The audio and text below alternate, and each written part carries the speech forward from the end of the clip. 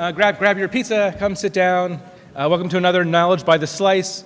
Knowledge by the Slice is a monthly series supported by the School of Arts and Sciences in which Penn faculty members talk generally about some topical issue or about their research. Cinema Studies has done this several times, and this is, I think, the second time we've decided to talk about the Oscars. My name is Peter Decherney. I'm a professor of cinema and media studies in the School of Arts and Sciences, and I'm here with three of my cinema studies colleagues. Mazaj, who's a senior lecturer in cinema studies and specializes in global cinema. Karen Redrobe, who's the chair of the Department of Art History and is the Jaffe Professor of Film and Modern Media. And Kathy DeMarco, a senior lecturer in cinema studies who heads up our screenwriting program. They all, I know, have a lot to say about the Oscars. I'm just going to say a few general things, and then we're going to chat for a little bit, and then open it up for your questions. I also know we have some experts in the audience, so I'm calling on you. Be prepared. So over the years, I've actually come to, I apologize for my cough. Over the years, I've come to see Hollywood or come to see the Oscars as more and more important. Because Hollywood's really about, or the Oscars are really about the way Hollywood sees itself.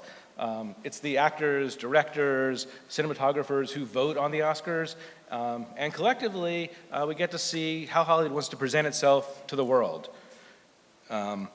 Often, they reward a certain kind of film. Meta can tell us more about this in a minute, but often they want to take on serious issues, the political films, and I think we see that quite a bit in the winners from the last few years. We see it this year. I think the increased emphasis on diversity is clearly a response to criticism of the last few years, and we can talk more about that. Almost half of the documentaries, both in the short and feature category, are about immigration and migration. The awards also tend to reward financially successful films, though not exclusively. Really, La La Land's one of the few blockbusters of the year that shows up among the nominees. To me, one of the most interesting things this year is that so many of the films are financed and distributed outside of the traditional Hollywood system. Manchester by the Sea is Amazon's first Academy nominee. Hell or High Water was financed by Philly's own Sidney Kimmel's production company.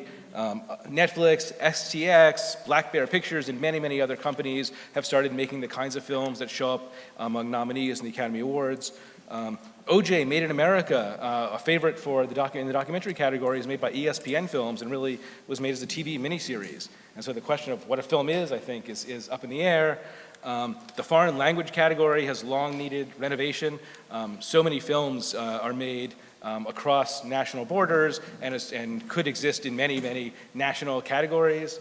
The Iranian director Asghar Farhadi, who won for Separation and his film The Salesman is favored this year, the UK actually considered nominating his film as their foreign language category this year. I actually didn't know they ever nominated foreign language categories from the UK, but they do, they have. And so I think for me a question is something about Hollywood really breaking down, or is this like a moment in the late 60s or in the early 90s? Well, we also saw a lot of films outside of the Hollywood system that were awarded throughout with Oscars, but then slowly became part of the studio system as independent companies started to be reintegrated. Okay, guys, so I have lots of questions for you. Let's start with Meta, though. Meta's a great expert on genreification, new genres and the way they emerge through institutions or other forces. So what makes an Oscar film? It's a genre. What's the Oscar genre? What's sometimes known as Oscar bait? I would say, first, it cannot be a genre film. I think we've seen very few really in terms of real genre, like a Western or a comedy, particularly comedy. And La La Land might be an exception as a musical here. So I think most of the films that won Oscars before were kind of in that art cinema that crosses over or has the potential to cross over into the mainstream. They're usually films that tackle political, social issues, but not in a very controversial way. They tend to be safe films, like, King's Speech or Argo, or last year's Spotlight. So some social relevance, but not in a way that that's too provocative or that pushes in any extreme So you direction. discount Arrival. Science fiction films never win. Never So win. Star Wars, Exactly. I just lost to Annie Hall. Exactly. Exactly. And they tend to, sentimental, I think, is another category. I think most of these films tend to be sentimental. And also Hollywood likes films that are about themselves. So films about films, artists, which is, I think, another reason why La La Land is such a success. It's a film about a film industry. So I think the Academy likes to pat themselves on the back, and they like films that are that have that gesture in them. I think something like that. That sounds right. You nailed it. That's the description. Kathy, what about the writing awards? Are the best screenplays the ones that get awarded? Sometimes, I really love the script for Imitation Game. I thought that was a fantastic script, and I thought Graham Moore absolutely deserved it. I think this year, if La La Land wins for original screenplay, that I'm ready to say travesty, but that's probably too strong a word. It's not. But it did just win something. Yeah. I will say there are really strong opinions about La La Land, but I'm going to save the Okay. Star Wars for later. That's just, whatever, just in terms of writing a screenplay and being able to tell a transportive visual story in a way with dramatic resonance, that's not what La La Land is. It's a whole different thing, and we should obviously talk about it, and it's got a lot of fans, and obviously, but not for writing, in my opinion. I think Manchester by the Sea is a fantastic script. I wish I could write Manchester by the Sea. I think that Kenny Lonergan is a treasure. I think I often tell my students that playwrights, when they can nail screenwriting, make the best screenwriters, and he's an example of that. He's fantastic, and I think the script, I think it works on. Well, this is the highest compliment I can give to any script, is that you can read it by itself without seeing the movie and be equally transported. So that's what I think about Manchester by the Sea. For adapted, that's interesting. I'm going to say Moonlight's going to win that, because I don't think Moonlight's going to win. We'll talk about Best Picture and everything, but I think Moonlight is one of those movies that people like to talk about and like to say that they've seen and that they know, and that there's a credibility that they're a sophisticated person if they've seen it, but they don't necessarily see it. But I think, the way Hollywood works, I can see that the voters will reward it as a screenplay, and I think supporting actor too. I think, but so I love the script for Arrival. A lot of people don't like August Wilson's. It's not that they don't like the Fences adaptation, but they think it's not much of an adaptation. But I loved reading all of them, and I loved Hidden Figures too. I thought it's a glib Hollywood-ish movie, but it still tells an interesting story that hadn't been told. So I'm going to say Moonlight and Manchester by the Sea. This is actually this goes to the point. That's what makes the Oscar so interesting, is you can think about the collective thinking of Hollywood and say, I understand why this film is going to win Best Screenplay, but wouldn't win Best Picture. They often, I think that screenwriting specifically is the award. I might be biased here, but I like to think that the industry recognizes they need screenwriters. So if the movie's not going to win Best Picture, it's like the good consolation prize. That's just, again, it hasn't been verified. That's just my opinion. So Karen, I know your students wrote something about the Oscars this semester. Do the Oscars belong within the walls of the Academy? Do we care? Well, they haven't written it yet. They have an assignment. They have to watch the Oscars, which is a difficult assignment for me because I hate the Oscars. And so I think I'm going to have to watch them because I'm going to be grading the papers. But I'm teaching a class on cinema and civil rights, and so we've been looking all semester at the interaction between civil rights and the film industry and mass media in general. And so the paper is going to be about thinking about questions of diversity and access and how they play themselves out in the public discussions of that in relation to the Oscars, comparing this year with what happened last year and the whole idea of Oscars so white. So as part of this assignment, we went yesterday to see I Am Not Your Negro together, which I would love it if that would win, in spite of the fact that I cannot stand thinking about films in terms of which one's best. But I do think that it would be a radical intervention to the way that the Oscars work if we voted for a film that made us rethink how race was engaged by the Academy and in relation to the United States, so that instead of having some kind of tokenism to try to serve as a palliative to the basic exclusion of people of color from the film industry, instead of that, a film got awarded for making us think differently about the kind of structural role of racism for American identity. So anyway, I'm interested to see what the students say. We've been thinking a lot about the history of the Oscars and the role that people of color have played in it over the long history of the film industry, and what kinds of performances, in general, a majority of white Americans award black Americans for what kinds of roles they have to play in order to win the Oscars. And I think that will be interesting to watch in this year's Oscars too. Yeah, so I think that one of the big questions people have this year is what role politics will play in a general way in the Oscars. Do we want to see actors and other people making political speeches? Do we want to think that awards are given for political reasons? Or do we want to pretend that it's just about art? Does it hurt? Can it hurt financially when filmmakers, when actors come out and take political stances? The whole award season has been dominated by political speeches, and it's obviously a politically divisive time.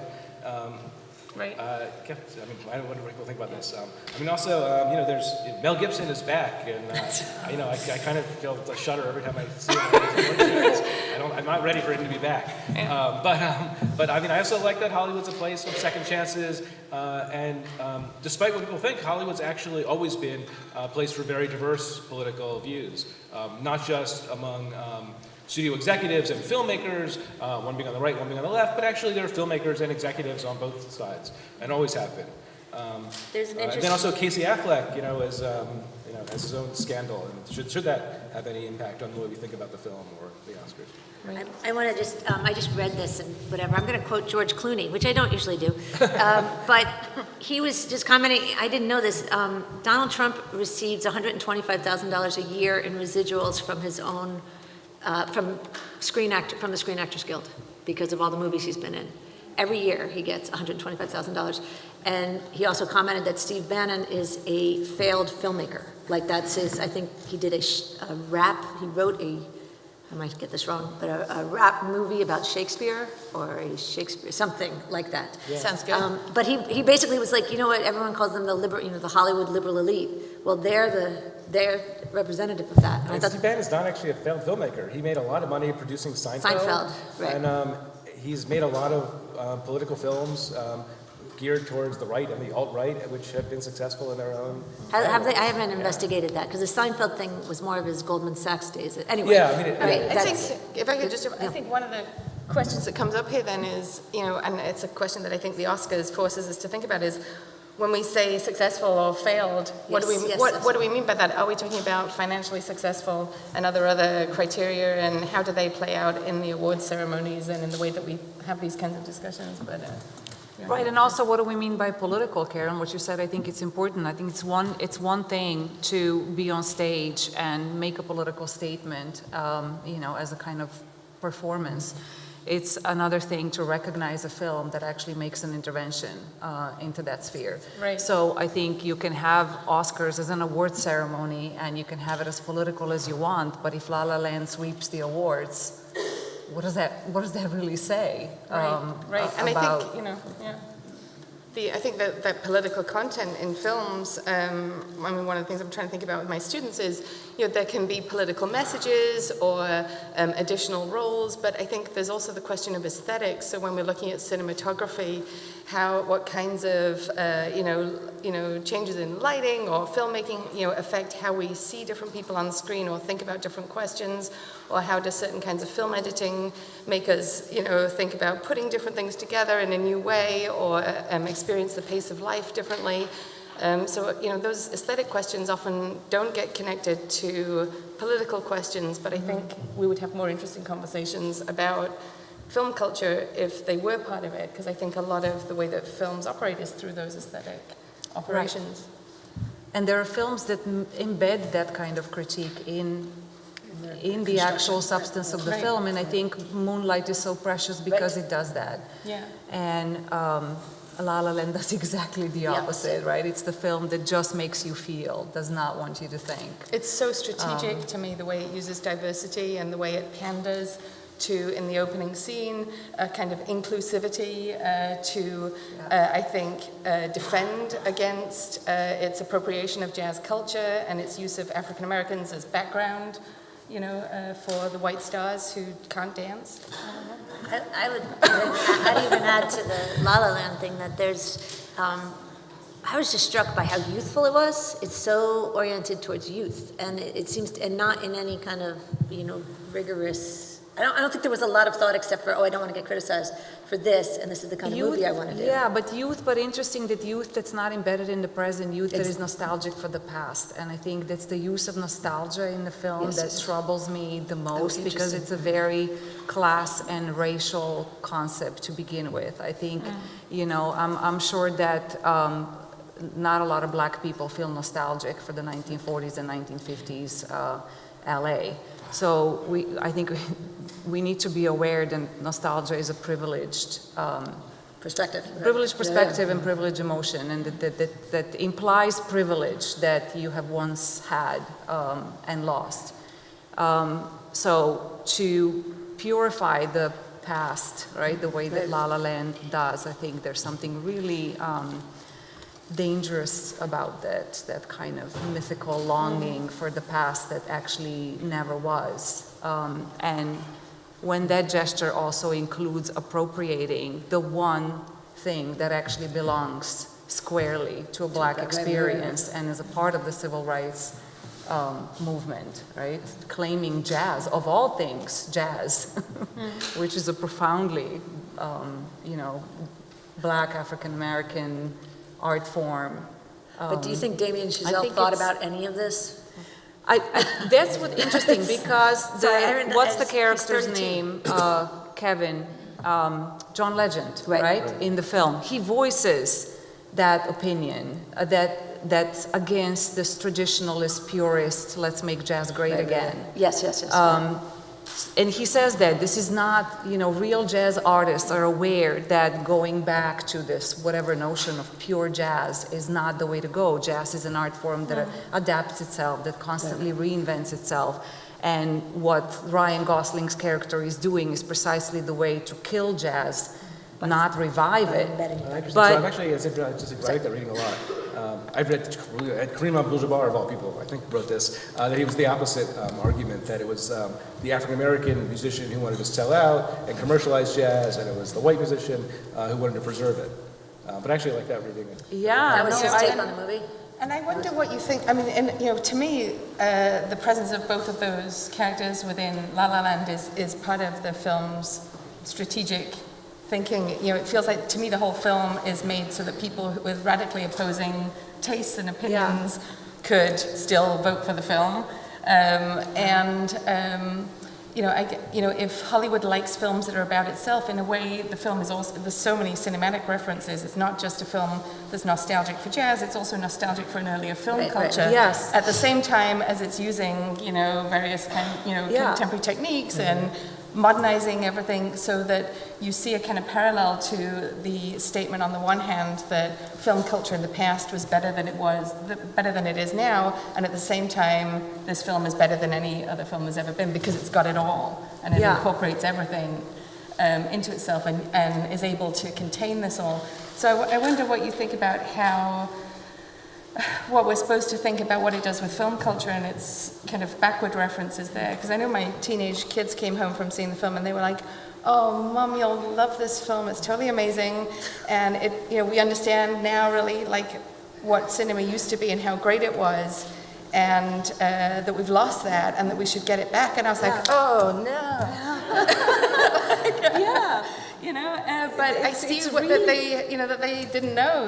They don't know some of the films that have been referenced. So it's In my advanced screenwriting class, it turned out everybody they were like, La La Land, Kathy, you have to see it, you have to see it. And then I said, for some reason we were talking also about 12 Years a Slave, which I don't know why that doesn't have any connection really to La La Land. And it turned out, they all are like, it turned out nobody had seen 12 Years a Slave. Nobody in my advanced screenwriting class.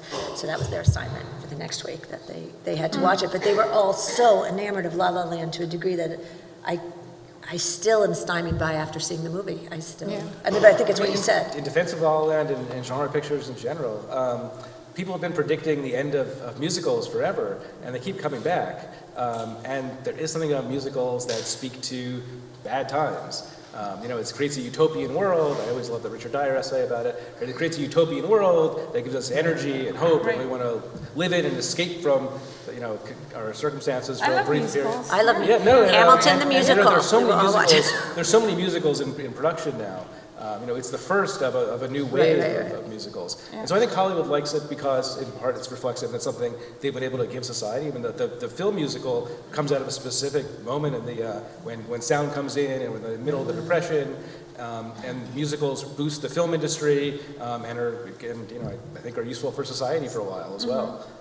See, it's not the musical part that bothers me. What bothers me is the lecture that it gives us. I think that's something that's deeply problematic. And we see it in Whiplash, too, that there you have this character at the center of the film who's just a total snob and imposes his notion of what the jazz is, which he has no idea what the jazz is. And when he sings it, it's some laughable 80s fluff.